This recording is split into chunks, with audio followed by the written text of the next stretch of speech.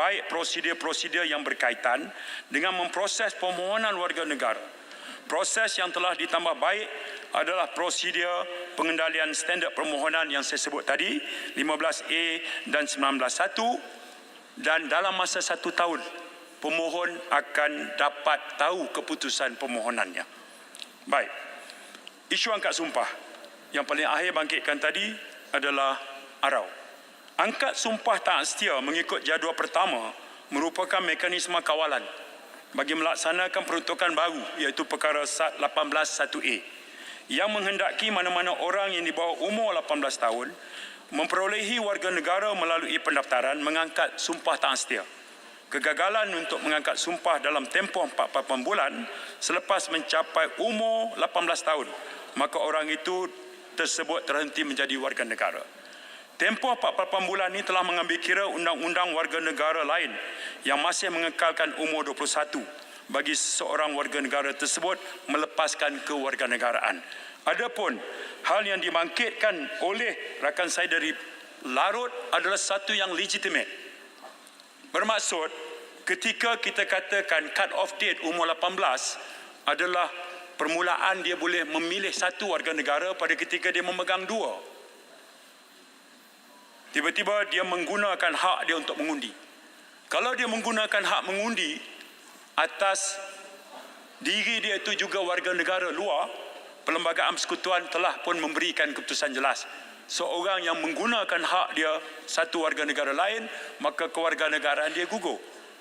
Pada masa yang sama, kalau dia sudah pun menggunakan hak dia di sini, ya, ketika dia belum melepaskan satu lagi, itu satu perkara baru yang kita harus teliti melalui, kalaupun tidak dalam pindaan perlembagaan, tapi harus dijelaskan di dalam prosedur dan tata cara. Hal inilah yang disebut oleh pesanan oleh Majlis Raja bahawa KDN dalam mengemukakan pindaan ini harus menuruti selepas pindaan ini dengan mengadakan beberapa tata cara dan juga kaedah prosedur secara berkanun. Itu sangat jelas akan menjadi panduan kepada KDN. Baik, yang seterusnya ialah perkara tentang retrospektif dan prospektif.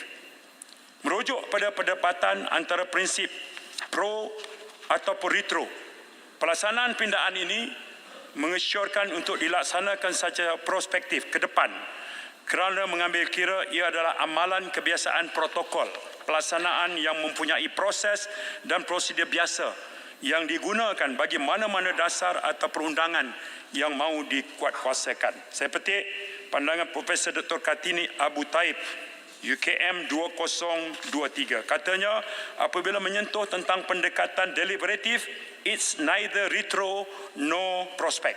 Ia adalah pendekatan berhati-hati with measure and case by case. Dalam arti kata lain, semua pending cases perlu diteliti satu persatu dan dinilai kesesuaiannya. Ketetapan polisi berhubung pelaksanaan secara prospektif ini juga dibuat dengan mengambil kira pelbagai implikasi dari aspek keselamatan dan keharmonian negara. Singapura, Australia, United Kingdom adalah antara negara yang melakukan pindaan yang sama dengan kita dan pemakaiannya adalah secara prospektif. UK 2001, Singapura 2004, Australia 2007. Isu pelucutan. Pindaan ini menyebut bahawa pelucutan bagi seorang isteri warga asing yang pada peruntukan asal perlembagaan menyebut isteri warga asing berkahwin dengan warga tempatan, berlaku perceraian, warga negara boleh dilucutkan 2 tahun selepas perkahwinan. Lucutkan apa? Lucut warga negara. 2 tahun selepas perkahwinan. Hakikatnya dalam aturan sekarang, seorang isteri warga asing tidak akan mendapat warga negara dalam masa 2 tahun perkahwinan. Tak dapat. Sebab 5 tahun pertama, ini disebut oleh Larut tadi, dia pegang spouse visa. Pas pasangan, 5 tahun. Tahun ke-6 dia baru boleh mohon permit masuk IC Merah. isteri warga asing kena pegang minimum 2 tahun IC merah. Barulah tahun ke-8 dia boleh mohon menjadi warga negara. Jadi kalau flow itu, tahun ke-8 baru dapat warga negara. Perlembagaan asal sebelum kita pindah, pelucutan warga negara akibat perceraian ke atas isteri warga asing boleh dilakukan setelah 2 tahun perkahwinan. Sedangkan 2 tahun dia takkan dapat warga negara. Jadi kita pindah kepada ayat 2 tahun selepas mendapat warga negara. Baik. Ada 2 perkara saya kena sebut. Pertama, isteri warga asing bila dia berkahwin di sini dengan lelaki tempatan, kemudian dia tak pernah melepaskan kewarganegaraan dia. Kalau dia Thailand, Thailand lah. Kalau Indonesia, Indonesia. Dia tak pernah lepaskan.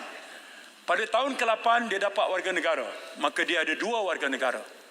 Maka perceraian itu membawa kepada di bawah perkara 26 Perlembagaan Persekutuan bahawa pemerintah boleh menimbangkan pelucutan atas sifat bahawa 2 warga negara.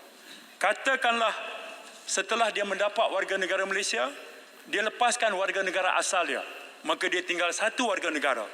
Perlembagaan Persekutuan juga menyebut bahawa jika pelucutan warga negara itu membawa kepada subjek berkenaan tidak menjadi warga negara mana-mana negara, maka pelucutan tidak boleh dilakukan.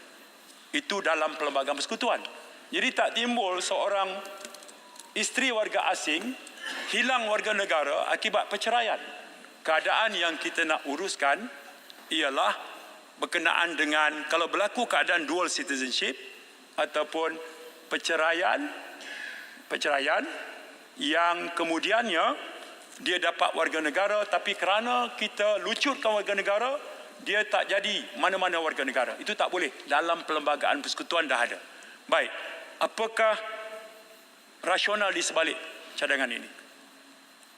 Rekod KDN menceritakan segalanya.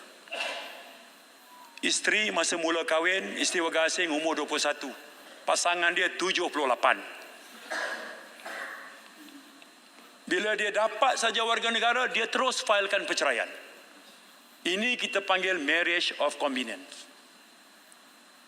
Okay. Jangan tanya saya dulu berapa banyak kes, itu saya akan bagi jawapan tertulis. Soalnya ada. Jadi kita kena kunci dulu keadaan ini. Tan Sri, isteri warga asing umur 22, suami umur 80.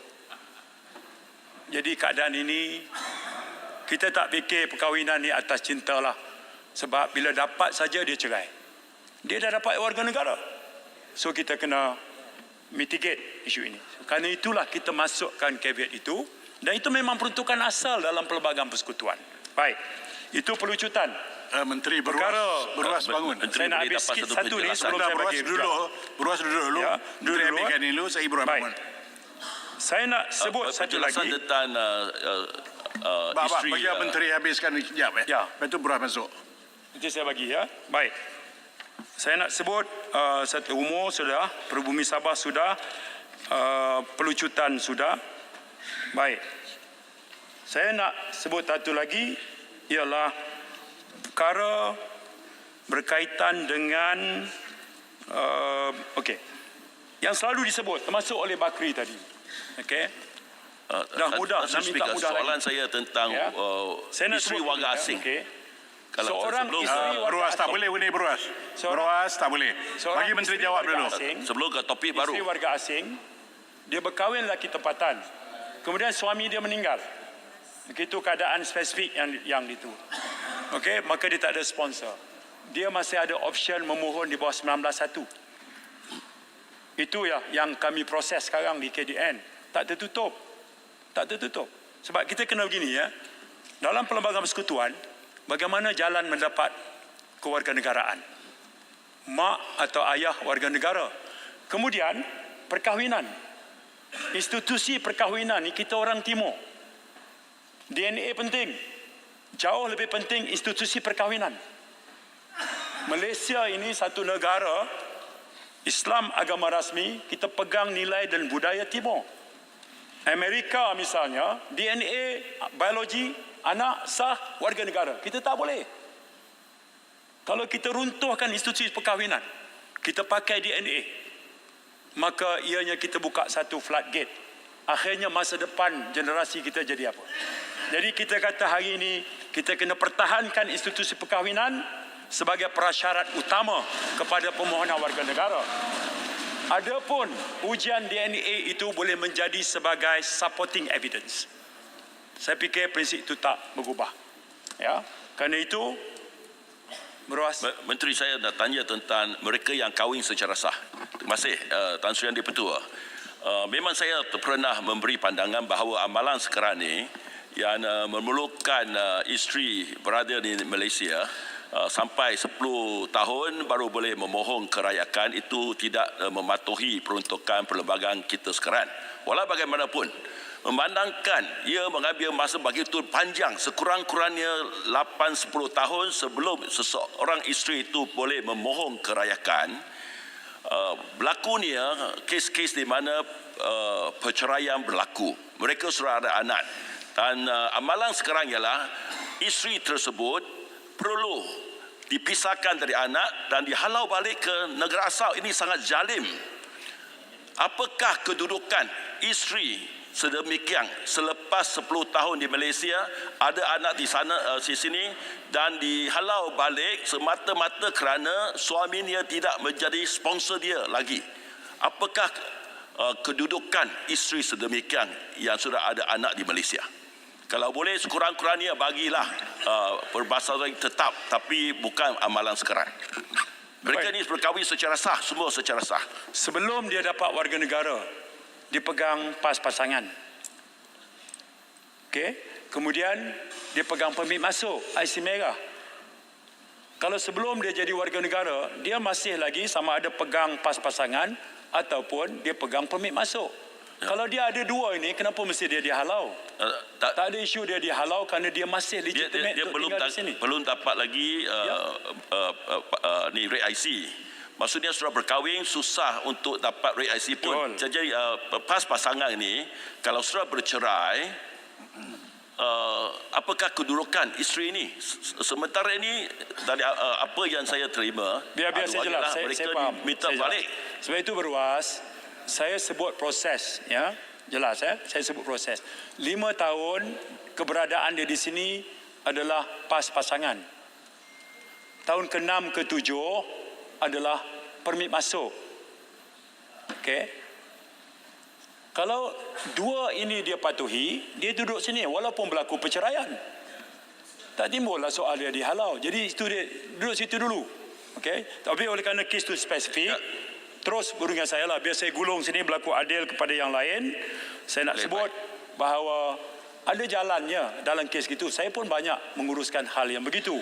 Jadi biasanya harap menteri faham hakikatnya selepas 5 tahun nak mohon, dia mengambil proses yang panjang kerana dulu bukan di bawah menteri sekarang. Saya puji menteri sekarang kerana semua permohonan kita cuba proses. Dulu bertahun-tahun tak ada diproses. Jadi selepas 10 tahun pun tak dapat. Ini spesifik Beruas jumpa menteri sebentar ni. Itu Beruas. Tidak adil untuk semua yang lain.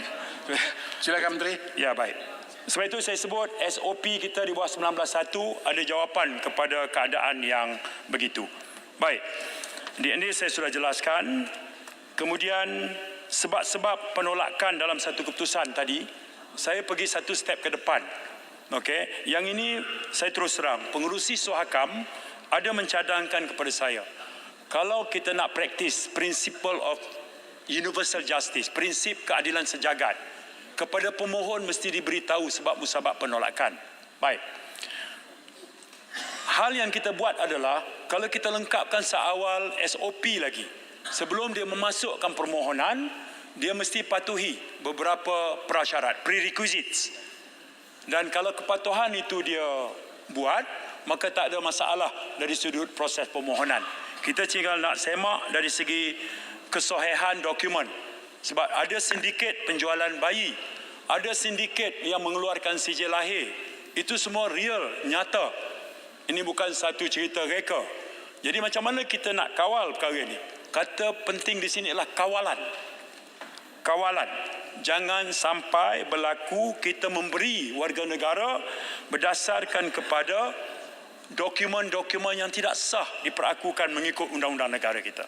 Kerana itu, buat masa sekarang, kita anggap bahawa langkah mengadakan SOP untuk memberitahu kepada pemohon syarat-syarat yang dia mesti sediakan sebelum dia mengukakan permohonan adalah langkah ke depan bagi mengurangkan dia tidak mengetahui tentang sebab penolakan. Okey, maknanya seawal dia kemuka tu, pegawai akan memaklumkan kepada dia bahawa permohonan dia dicacat kerana maklumat tak lengkap umpamanya. Baik. Sabah dan Sarawak. Burung-burung, kad banci, IM13, sahabat saya sempurna sedia maklum. Hal ini telah dibuat keputusan melalui Suruhanjaya Siasatan Diraja. Ada syur-syurnya pun. Syurnya itulah yang kita mulakan. Rakan saya Larut telah memulakan jawatan kuasa antara KDN dan Sarawak. Saya teruskan. Rakan saya dari Larut membentuk jawatan kuasa pengurusan warga asing JKP-WAS antara KDN dengan Sabah. Saya teruskan. Sebab itu syur spesifik dalam RCI mengenai warga negara. Baik, sekarang berjalan cantik. Sarawak, malah Premier Sarawak bagi kami semua sokongan logistik. Kalau kami perlu helikopter, helikopter. Kalau kami perlu four-wheel drive, four-wheel drive. Kalau kami perlu bot merentas sungai untuk sampai ke kawasan pedalaman. Di mana di situ komunitinya, pengetahuan tentang perlunya memiliki dokumen peribadi itu, mereka tak anggap penting. Tapi pendirian kerajaan Sarawak adalah supaya mereka tak terlepas, mereka mesti diuruskan. Jadi Jabatan Pendaftaran Negara hantar pasukan nun sampai ke kawasan pedalaman. Berjumpa dengan tuan rumah, tanya tuan rumah apakah sipulan-sipulan anak buah dia lahir di sini sebagainya. Pengesahan dibuat, terus kita keluarkan dokumen pengenalan diri. Kita selesai di puncanya lagi. Begitu juga dengan Sabah. Jabatan Ketua Menteri, dia jalankan bancian. Dia ada komiti jalankan bancian. Kita berikan sepenuhnya. KDN, autoriti kita adalah menimbangkan satu proses permohonan. Tapi establish the numbers secara legitimate. Kalau bajau laut, bajau laut lah. Setakat ini, Majlis Keselamatan Negeri Sabah mengguna pakai data Eskom menjurus kepada Palau atau bajau laut. Jumlahnya mengikut data 2015 adalah 29,000. 6,000 daripadanya telah dikenal pasti sebagai warga negara Malaysia. Bahkan ada seorang dah jadi profesor dan mengajar di Universiti Malaysia Sabah. Baik. Yang bakinya kita kena uruskan. Kita kena ada keberanian memberi identiti kepada kelompok ini. Saya biarkan kepada kerajaan negeri untuk buat keputusan tentang identiti ini. Tapi inisiatif kerajaan negeri saya harus hargai. Pertama, mereka engage komuniti ini buat yang mau berpindah, tak mau lagi tinggal atas air. Ada satu kawasan penempatan atas darat di mana kerajaan negeri nak bangunkan rumah. Kalau ada yang tak mau lagi teruskan cari rezeki di laut, kerajaan negeri adakan engagement dengan syarikat-syarikat ladang termasuk Felda Sahabat untuk mereka menjadi harvester. Kalau mereka tak betah kerja di laut ataupun kerja di ladang, diberikan pula kursus-kursus dalam bidang-bidang kemahiran lain. Ada. Dan anak-anak mereka yang kadang-kadang berada di tepi jalan dikumpulkan, diletakkan di sebuah rumah penjagaan dengan penglibatan 2 NGO yang memberikan mereka asas mengira dan asas penjagaan kesihatan diri. Inisiatif ini dibuat tapi tak dihebahkan. Yang dihebahkan adalah rumah bajau laut dibakar. Yang itu lebih mendominasi dada media. Malang sekali. Bila saya hadir mesyuarat JKP-WAS dengan Ketua Menteri Haji G, ternyata banyak inisiatif sudah mereka buat. Jadi saya setuju dengan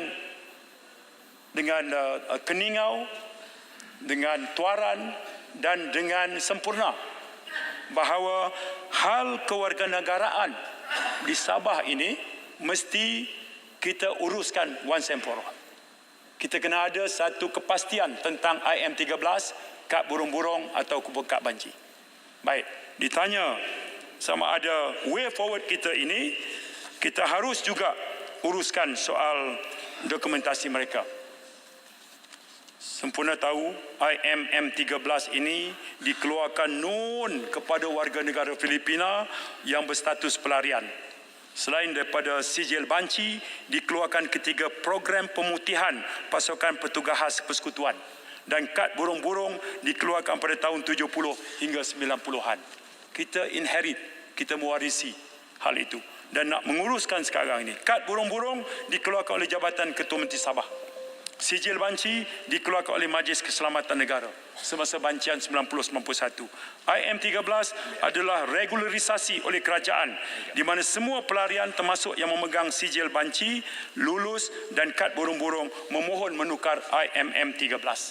Jadi Untuk Di-Pertua, Tan Sri Yang Di-Pertua, 10 saat yang terakhir.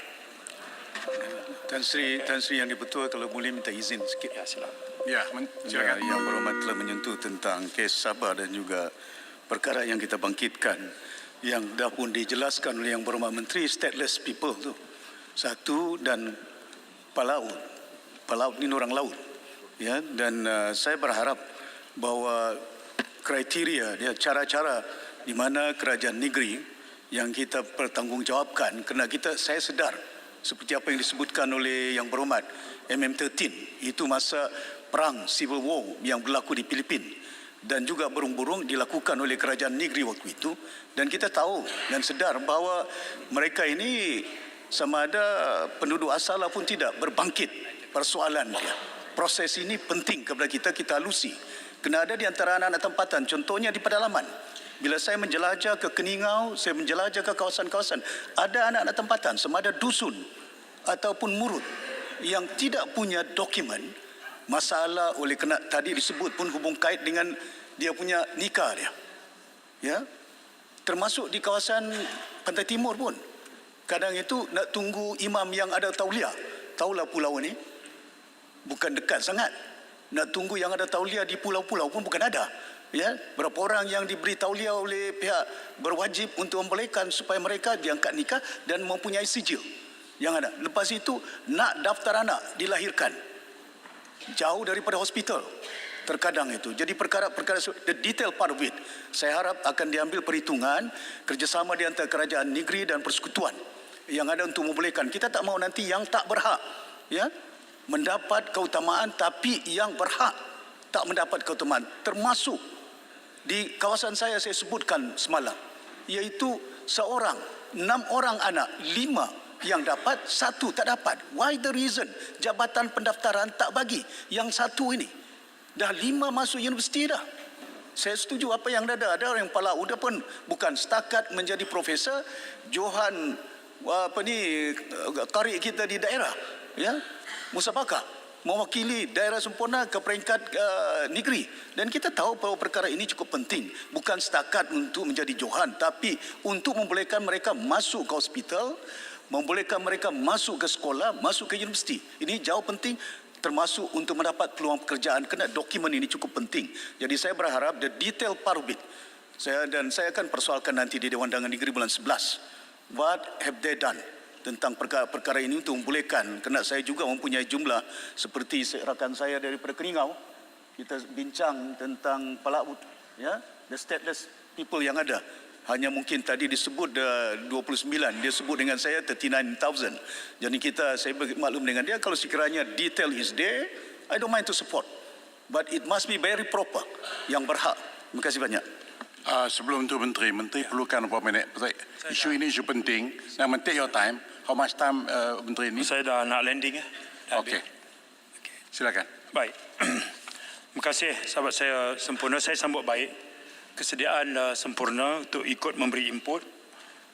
Salurannya adalah Jawatankuasa Pengurusan Warga Asing, KPWAS, yang saya pengusikan bersama dengan Ketua Menteri. Dan isu palau ini, isu bajau laut penting. Termasuk juga isu, saya pergi program Kampung Madani, kampung bekas ketua setiausaha saya, Kampung Parit Haji Matahir. Okey. Bila saya berbual dengan orang kampung, banyak yang sampai pada saya begini. Mereka berkahwin secara adat, mahkamah adat. Kemudian dia tak daftar dengan pejabat agama. Kemudian beranak pinak. Dia tak daftar di jabatan pendaftaran, dia dengan jabatan pendidikan, jabatan pendaftaran. Jadi isu tidak ada identiti bermula kerana institusi perkahwinan itu adalah institusi perkahwinan mahkamah adat. Itu pun kena ada jawapan terhadap perkara itu. Saya fikir itu contoh di Tawau. Spesifik kampung Haji Mat Tahir. Okay. Kebetulan kampung bekas KSU saya, Datuk Ruji. Jadi itu satu lagi perkara yang kita kena tengok. Saya percaya baik di Semporna atau kawasan lain di Sabah berlaku begitu. Jadi kita kena uruskan soal perkahwinan berdasarkan kepada mahkamah adat ini. Dari segi undang-undang negeri dia iktiraf. Tapi prosesnya adalah dia mesti kemudiannya laporkan kepada majlis agama, kemudian Jabatan Pendaftaran mengeluarkan dokumen. Itu satu isu lagi yang boleh kita bincangkan dalam komiti ini. Jadi, saya nak simpulkan begini. Ya, Yang Berhormat, boleh tak bagi deadline tu mahkamah-mahkamah ni?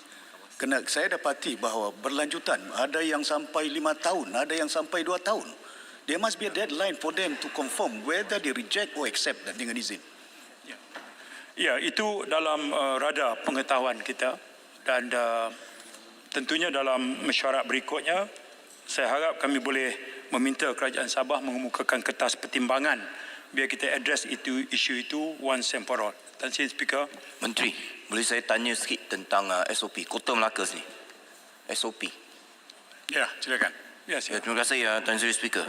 Tadi Menteri ada sebut tentang SOP. Jadi saya nak tanya kepada Menteri, sama ada SOP ni akan boleh diakses oleh orang ramai tak? Orang awam, supaya mereka tahu tentang proses dia. Apakah dokumen yang diperlukan. Sebab seperti yang diterangkan oleh Menteri, kalau nak mohon 15, kalau tak boleh berjaya, boleh pergi ke 19. Tetapi apa yang berlaku kadang-kadang di luar sana, di kaunter sana, adalah sebaliknya. Ya, di mana barangkali mungkin ada kekeliruan ya di kalangan pegawai sendiri.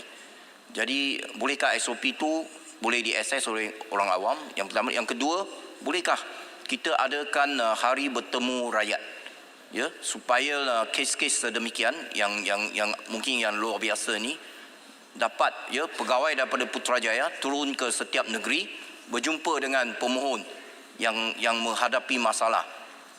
Itu cadangan saya supaya kita memudahkan ya pemohon. Terima kasih.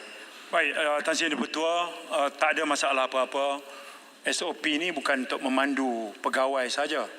Ya, ianya mestilah diketahui oleh rakyat jelata. Jadi tak ada masalah untuk kita kongsikan panduan itu kepada sekalian rakyat yang mau berurusan dalam perkara pemohonan warga negara. Itu jelas. Soal hari bertemu pelanggan, itu juga saya fikir satu cadangan yang baik. Pusat khidmat, ahli-ahli yang berhormat boleh saja menjemput ke pegawai KDN untuk memeriahkan. Sekarang pun kita turun melalui inisiatif program Madani ini ke banyak tempat di seluruh negara. Memang kita bawa JPN turun, kita bawa polis turun, kita bawa macam baru ni saya adakan satu di Kedah. Program kita Tan Sri mula subuh. Lepas imam bagi salam doa, kuliah subuh disampaikan oleh pengarah Jabatan Pendaftaran Negara. Dia kuliah subuh ya itu. Sebelum itu kuliah subuh disampaikan oleh OCPD. Dan alhamdulillah anak jemaah tak tidur. Dia dengar kuliah subuh itu. Jadi kelainan. Jadi itu tak ada masalah. Kita dah pun turun sekarang ni ke bawah. Baik.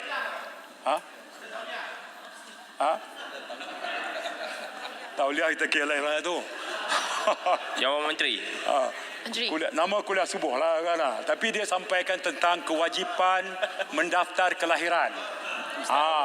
Bagaimana menguruskan pendaftaran anak tidak sah taraf. Kalau polis, insiden kejadian pecah rumah di kampung ini. Bagaimana kes dadah melibatkan anak muda. Itu konten kuliah subuh dia. Okey. Menteri. Ada lagi? Saya dah nak Menteri. habis ni. Ya, Ibu. Timur, saya dah nak habis lah. Dah habis dah. Dah nak tutup lah. Ni berkenaan dengan SOP juga. Soalan yang pernah saya ajukan berkenaan dengan apabila permohonan ditolak. Sekarang surat yang didapat satu perenggan dengan akhirnya perkataan ditolak sahaja. Adakah pihak kementerian dalam SOP akan memasukkan juga berkenaan dengan sekiranya ditolak diberi asbab dan juga pathway dengan izin bagi kalau nak mohon semula ke apa yang dia salah ke dan bagaimana untuk remedy dengan izin. Adakah itu akan dimasukkan ke dalam SOP? Terima kasih. Lepas ni kita undilah, Speaker. Lama sudah bahas. Terima kasih Menteri. Saja satu cadangan saya ingat ini last, susuli dari YB Kota Melaka kerana Hari Pelanggan ni amat penting supaya rakyat di luar sana yang ada isu kewarganegaraan dan ingin mohon mereka tahu proses dan sebagainya untuk kita tolong rakyat selesaikan isu saja. Jadi saya berharap dengan inisiatif Hari Pelanggan ni kerana kementerian memang sudah turun badan, tapi isu ni jangan dipermainkan oleh pihak tertentu seolah-olahnya kita nak bagi kewarganegaraan merata-rata kepada siapa je. Jadi kita perlu berhati-hati supaya isu ni iaitu pegawai kementerian turun badang bantu wakil rakyat tidak dimainkan oleh pihak tertentu. Ini sangat penting. Terima kasih. Okey, Menteri jawab sekali. Jangan minta akhir lah kot. Last Speaker, malam ni malam Jumaat. Tan Sri, saya ambil maklum atas dua cadangan Ipoh Timur dan juga Keluang. Saya mohon simpulkan begini. Tan Sri, kalau ada satu titik temu antara blok sebelah sini dengan blok sebelah sana, biarlah titik temunya adalah perkara tentang pindaan perlembagaan yang kita bahaskan selama 2 hari. Tan Sri, yakinlah kalau kita beriktikad untuk melakukan perkara yang betul, mudah-mudahan dipermudahkan. Ini sebahagian daripada inisiatif kita untuk melakukan perkara yang betul. Terutama pindaan yang berkaitan 14(1)B, iaitu warga negara secara kuasa undang-undang ke atas anak yang lahir di luar negara.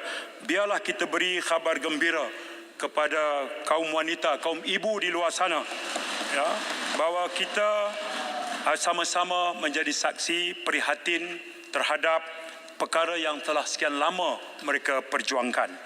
Dan dengan itu saya akhiri dengan ucapkan sekali lagi terima kasih banyak-banyak kepada sekalian para ahli yang berhormat yang berbahas ataupun yang mengikuti perbahasan.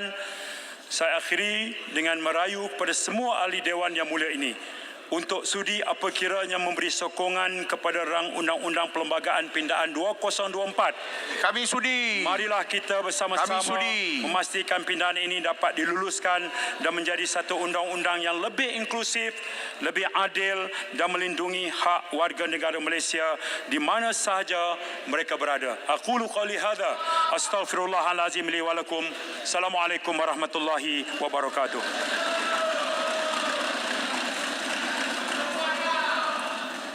Baik, hadirin yang berhormat, masalahnya ialah bahawa rang undang-undang ini dibacakan kali yang kedua sekarang dan oleh sebab mengikut perkara 159 Perlembagaan Persekutuan, rang Undang-Undang Perlembagaan Pindaan 2024 ini memerlukan sokongan pada bacaan kali yang kedua dengan undi sebanyak tidak kurang daripada 2/3 daripada jumlah bilangan ahli Majlis Dewan ini.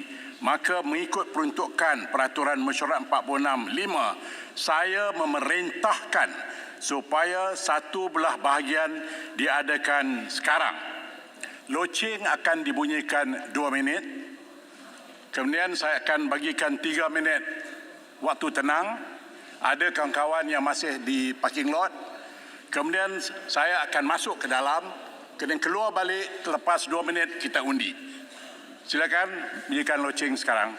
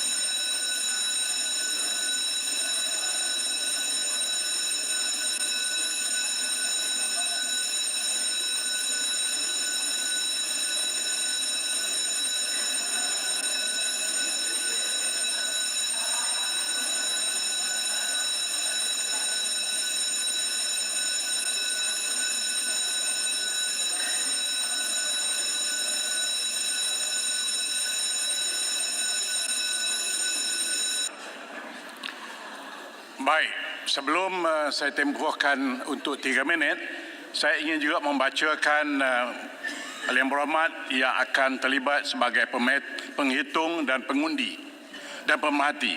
Untuk Blok A, penghitung undi ialah Datuk Amizan bin Muhammad Ali dan pemerhatinya ialah Datuk Wira Dr. Ku Abdul Rahman bin Ku Ismail Kubang Pasu. Blok B, penghitung undi ialah Datuk Seri Alexander Natal Linggi, Kapit, malah pemerhatinya ialah Datuk Seri Saifuddin bin Abdullah Indra Mahkota. Blok C, penghitung undi ialah Puan Neo Ni Ching, Kulai, dan pemerhati ialah Tuan Afnan Hamimi bin Datuk Haji Taib Azamuddin Alustar.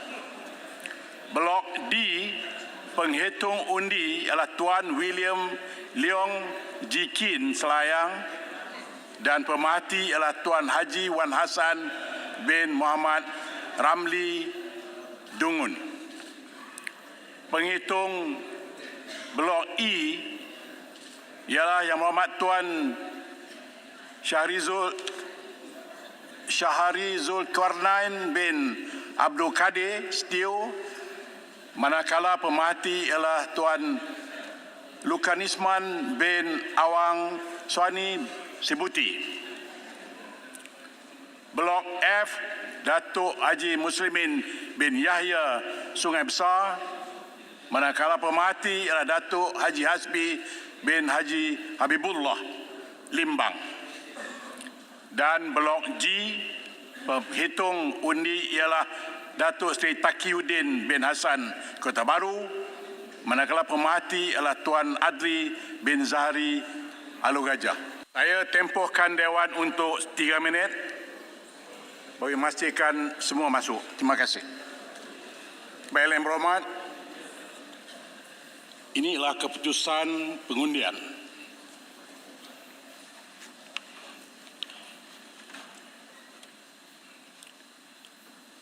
Yang bersetuju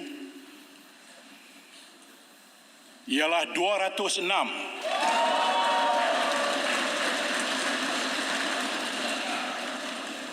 Yang tidak bersetuju 1. Yang tidak hadir mengundi 14. Jumlah yang mengundi 221. Yang seorang itu tidak dapat mengundi kerana dalam tempoh pergantungan.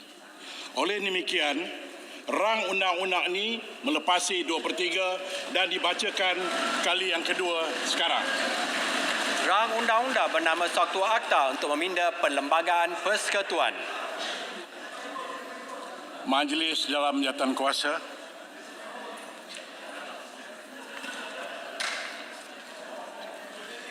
Ada undi kedua ke nak? Sebelum Fasal-fasal 1 hingga 12. Okey.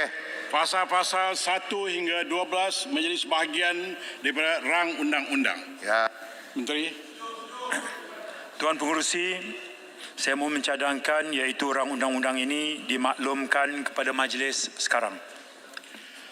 Yang Berhormat, masalahnya ialah bahawa rang undang-undang ini dimaklumkan kepada majlis sekarang. Ahli yang bersetuju kata bersetuju. Yang tidak kata tidak. Lebih suara bersetuju. Majlis bersidang semula sebagai majlis mesyuarat.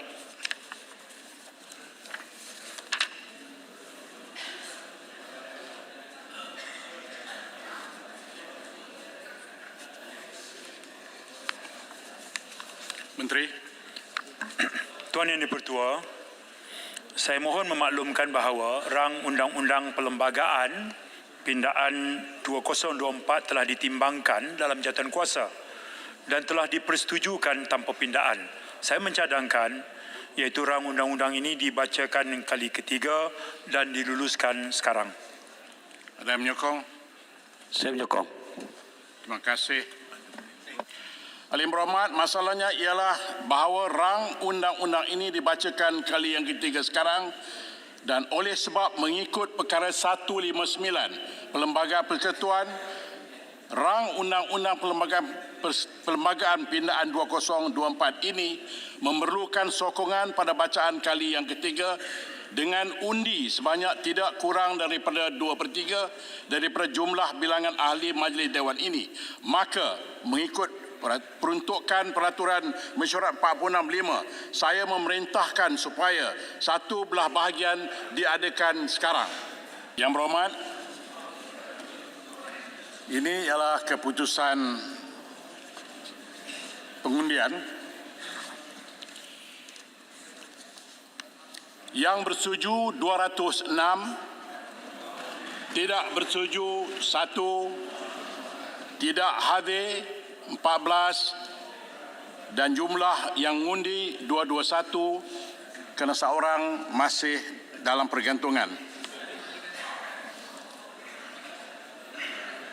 Oleh demikian, rang undang-undang ini dibacakan kali yang ketiga dan luluskan sekarang. Rang undang-undang bernama Satu Akta untuk meminda Perlembagaan Persekutuan. Yang berhormat, sebelum saya tangguhkan mesyuarat hari ini, saya ingin mengalu-alukan kehadiran pelajar-pelajar tingkatan 6 dari Sekolah Seri Lipis seramai 80 orang dan 8 orang pensyarah bagi menyaksikan proses demokrasi kita hari ini. Alim berhormat, mesyuarat Dewan hari ini ditangguhkan hingga jam 4 petang hari Jumaat 18 Oktober 2024. Sekian, Assalamualaikum warahmatullahi taala wabarakatuh dan selamat beristirahat. Hingga berjumpa lagi. Peruntukan tu Tambun.